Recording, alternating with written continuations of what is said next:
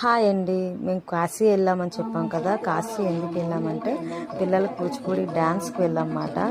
కాశీలో ఇంత మంచి అవకాశం ఇప్పించినందుకు టీచర్ గారికి చాలా కృతజ్ఞతలు.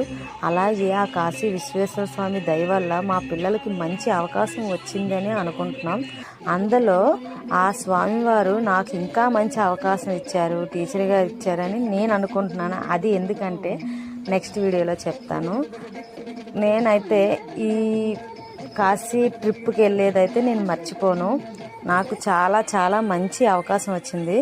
పిల్లలతో పాటు టీచర్ గారు కూడా వేశారు. మా పేరెంట్స్కి కానీ టీచర్ గారికి కానీ చాలా చాలా కాశీ ట్రిప్లో మంచి మెమోరీస్ ఉన్నాయని అనుకుంటున్నాము.